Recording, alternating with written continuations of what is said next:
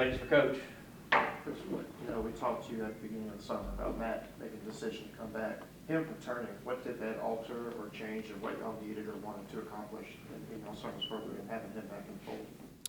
Yeah, I don't think it altered or changed anything. Just first of all, just from a talent standpoint, I mean, that's what this deal is. You got to have talent to compete in the SEC. So you add another really good player and one of the best players in the SEC and in college basketball, in my opinion. So Matt's been really good. I mean, he went through the process this spring, and it was a real process. I don't think people really understand what the narrative was. Matt had a real decision. It wasn't like Matt went through the NBA process and didn't do well. It was quite the opposite. He did really well. The amount of phone calls we were getting, the opportunities he's being presented, I think ultimately, I don't want to speak for Matt, he had to make a decision. This is how his pro career can start, or this will be the value in coming back to college. So, Matt made a basketball decision, and we supported it. And I've said it before, would have supported whatever he chose. I just want him to go through the process and get the information and do it the right way, and he did, period. He's got a really, really good agent. He's got a great family, obviously. So, but then for him to come back and just so quickly kind of flip the coin was impressive, and I think it's one of the definitions of a pro is to be able to kind of live where your feet are. I tell these guys all the time, like, just imagine, you have a family, you're a father, you're a husband, you've got responsibilities, you've got things you got to do. When it comes game time, you got to perform. And it's that ability to kind of be where you are. And Matt did that. I mean, he literally got back to Oxford. He took a couple of days to kind of rest the body. But even in those days, he was verbal in practice. It's just all the little things. There's so many great stories in college basketball, but several times this summer, Matt's just, I think one time he took the student managers out to dinner. Another time he went and spent time with the freshmen. Just his willingness and desire to be a leader has been very impressive. And he was in the past. He was a leader for Kermit. He was a leader for us last year, but it feels different. I would say that Matt has gotten out of his comfort zone, and he's doing some real calculated things every day in terms of leadership. But, no, we're blessed to have him back. A, he's a really good player, and B, he seems to be in a great place mentally right now. Pretty driven guy to help Ole Miss win. Chris, along those lines, Matt was talking about, after the first time we went through it, just talking about being a more efficient scorer, and then ended up doing that last year. Just after this second time going through the process, in your opinion, what do you believe is that next step as far as the basketball, just next in concept of, go to be a pro? Yeah, I think individually, just kind of continue his journey of kind of what he started last year in terms of valuing what that stat sheet says. I think Matt could be a mid 40% three-point shooter. This summer he's made half his shots in practice, which is really hard to do as a scorer, and he's shooting at 40 from three. He's got his assist to turnover in a good place. So just continuing kind of that journey, really encouraging him to take great priority in the defensive side of the ball too. I think Matt's an all-SEC defender. When I had to vote for those guys last spring, I just thought of Matt. He's got positional size. He can guard the ball. You can't really post him up. He gets steals, deflections, vertical jumps. But I think the stat sheet has to show that at some point too. When the other SEC coaches vote for all defense, the thing everybody does is look at the stat sheet. So what does that mean for Matt? My expectations, and I share this plan with Matt, is to be one of the best defensive rebounding guards in the conference. If he can get to 5 or 6 defensive rebounds a game, it's always great things for us because it's almost like an automatic fast break when Matt, pulls a clean defensive rebound. Steals, Matt had a good summer in that regard. It's just anticipation, being in the right position and having the courage to go make plays with his athleticism. And I think rim protection, when we all think of rim protection, we think of big guys that block shots, but in basketball, there's so many times that a guard has to be the rim protector too. And so Matt has the ability to wall up with his size. He has the ability to vertical jump and block shots with his athleticism. And so he's really approached that defensive side of the ball too, which has been great to see. Chris, factoring in how it ended for him at Texas Tech, why was adding Mark Adams the right move for this program, in your opinion? Yeah, so we've known Coach for a long time, and I think above all, he impacts winning because of his teaching ability.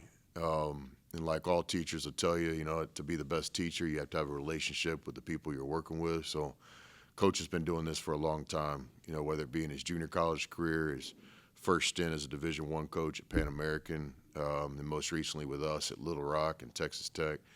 You know, Coach develops relationships with players, and then he helps them by, you know, teaching the game, having high expectations for them. So for us, the decision was really based on our players. Everybody we hire in our organization, I always try to keep the main thing the main thing. I start the process with one thing in mind, and I ultimately make the decision with one thing in mind: what's best for our players. And Coach Adams, you know, will do a great job here, having relationships with our guys and impacting our guys on a daily basis, just with his experience.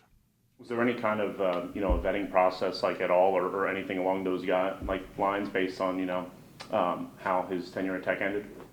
Yeah, sure. Of course there was.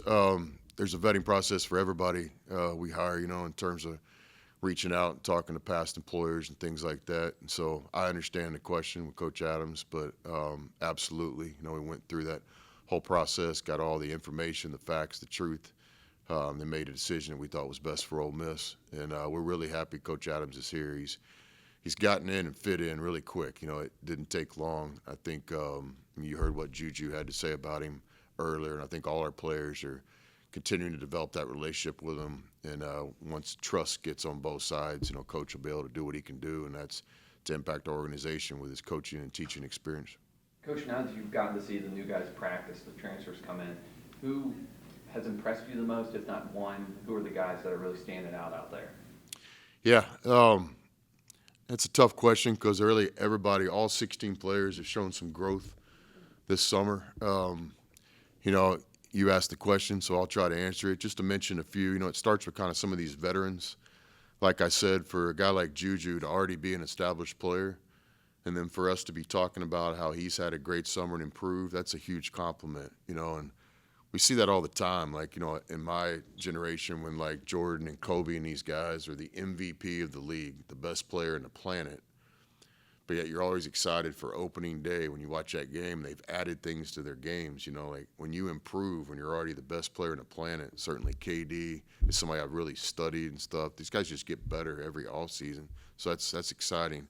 I think all of our veterans have, you know, whether it's Brakefield, really working on some, playmaking abilities, Matt with his consistency, Juju on the defensive side of the ball, TJ Caldwell and Rob have had really good summers. So it starts with kind of those veteran guys. They've improved. That's really exciting from a coaching standpoint. It's not like this was just another summer where we rolled the ball up, played a little bit. You know, those guys got better. And then our young guys, talking about our 3 freshmen, Zach Days transformed his body this summer. He's gotten stronger and really proven that he's going to be able to contribute at this level. John Bull has put on, I think, almost 20 pounds of muscle. He's put a lot of work in on his free throw and a lot of things. JB is going to be special if he continues to run his own race and improve at this rate. And then I had an individual meeting this morning with Eduardo Klafke, and just super proud of Klafke. I mean, he's 200 pounds now, strong, really starting to embrace the idea of being aggressive and making plays, but also being smart and helping the team by being a low mistake player. And that's really hard as a freshman to kind of keep your confidence, but also be a guy that we all look at. Hey, man, we could trust that young guy to play minutes opening night. So that's 2 groups for you. I think our 3 freshmen have improved this summer. John Riley's done his thing in the weight room, Ray Bond in the training room. And then our older guys have improved too, which is probably the most exciting thing we have going on around here right now. Coach, last year's group had a really good start to the season before you guys got to SEC play. I guess what I'm asking is, what's got to be different about this year's group by the time you guys arrive to SEC play to have an even better part in that part of the season so you can make the big dance this year? Yeah, yet to be determined. That question's all about consistency. And I agree, last year's team had a lot of positives to it. Thought we got off to a great start in the SEC play too. You know, we were part of the fight the first 2 or 3 weeks, and if you're ever going to win the fight, you got to be in the fight. I think late in the season, first you got to embrace and recognize the competition we're playing against. We're playing against some of the best teams in the country. And so our plan here, and we talk about it almost on a daily basis, is consistency, being able to finish. Finish doesn't always necessarily mean the last minutes of the game. It might mean the first 4 minutes of the game or the end of the first half, but our ability to have some success and then maintain it, to finish it, to keep it going, which was an issue some last year. Just like any team, besides UConn that won the last game, I think everybody would share some of these thoughts that they got to get more consistent. So every season's different. You always know there's going to be questions about last year, but every season's different. You look back your past seasons on things you can improve on, things that you can continue to be good at. So again, I was very appreciative and thankful of last year's team. I'll never stop thanking those guys because they helped us lay a great foundation for what we'd like to build here at Ole Miss. But all eyes are ahead. Everything's looking forward now, and we're excited about this year's group. What were you kind of really? I mean, the portal haul obviously, was impressive with Dre and Padula and McKeel and those guys. After last year, what were you kind of looking to address in the portal from an on-court basketball perspective, and how confident are you in the guys that you brought in? Yeah, I think it always starts with talent. It's a talent-driven business. You got to have a roster where you got 13 or 14 guys that are SEC players. So it starts with that. So we address some things, whether it be size, rebounding, guard play, athleticism. Then it gets to me really quickly about how these pieces can play together. It's like kind of like putting a puzzle together. I've always thought roster construction, roster management, it's not just about going out and getting, 7 gold pieces. Can these gold pieces fit? And so I think our staff did a really good job of this. As I reflect back and kind of think about every recruiting class and every team we've put together, and every team starts with kind of a plan and a visualization on how this could work. And then certainly after the season, you reflect, this worked, this didn't, we were a little off here, we didn't get this done. It's not just players, it's coaches, it's everybody in the organization. I would say one thing we really did with this team as we put it together in the spring is we worked really hard on understanding guys' expectations and making sure that guys understood the expectations here. And the expectations here are to be a team. Our plan's not just to roll the ball out there and beat somebody with 6 first-round draft picks, but our plan is absolutely to be one of those teams that plays together, that can play with anybody in the country because of our chemistry, our toughness, our ability and desire to want to play together. So that started in recruiting. Recruits calling other recruits. It's been well documented how Brakefield helped us in this recruiting process. But I would say that we did a really good job making sure that everybody understood the plan. So the first team meeting here this summer wasn't, hey guys, we want to have a great culture. We were talking about that way back in recruiting. So we seem to be in a pretty good spot here. It's still kumbaya around here. We haven't played a game yet. We haven't had much adversity, but it seems to be that these guys have a desire to want to win together, and that was by design. Junior talked about having healthy competition with Padula. What have you seen from him, and what does he add to the team? Yeah, those two guys have been great. Started kind of with Padula. Padula wanted to go somewhere we could win, period. And so he did as good a job as I've ever seen a recruit kind of try to understand our roster. A lot of questions about who's returning. Is Brake coming back? Is Juju coming back? So I think there was some respect right off the bat with Padula being a basketball guy, that he had a lot of respect for Juju's game. Same thing with Juju. Juju was in here in the spring after the season, involved in recruiting, wanting to know what was going on, wanting to know if he could help. Both guys want to play on the best team they've ever played on in college. Both guys have played in the NCAA tournament. Both guys have played for good coaches on good teams, but they want to play on championship teams. So I think it's those relationships started with just kind of some trust. Those two guys are going to be great for us when they play together. Gives us 2 playmakers on the floor, 2 green light shooters. Defensively, we got to figure some things out. Those 2 guys are going to have to be extremely tough to play together on defense, but they're both competitive. If you know anything about Padula, it's who he is. He's a fighter. If you know anything about Juju, being from the Bronx, he's a fighter. So we believe, we might be a little bit undersized in terms of height, but we believe we'll be more than strong enough in terms of heart and those guys' ability to fight and compete. So those guys playing together is exciting. And then those guys, being able to give each other a rest from time to time is going to make us a better team as well. Chris, having coached in the Big 12, then coaching at Texas, and then coaching against Oklahoma, what's the conference getting at those 2 programs aside from the procedure and the wins that they've had over the years? Yeah, I think Texas and Oklahoma come in. You're bringing in 2 of the top teams in college basketball, 2 teams that have great, experience and past success, 2 Final Four teams, Porter and Rodney are two great coaches. Both teams will have SEC talent. Two really good fan bases. You know, it's never easy to go play in Austin or Norman. You know, I think from a basketball standpoint, you're just adding two of the top 25, 30 teams year in, year out in college basketball, so it only strengthens our league. Chris, how's kind of scheduling going? I know y'all hadn't released the April schedule. Is that stuff you're still working on or just waiting to put that on? Yeah, that thing's been done for 2 or 3 weeks. Last time I told you, it's just some contracts.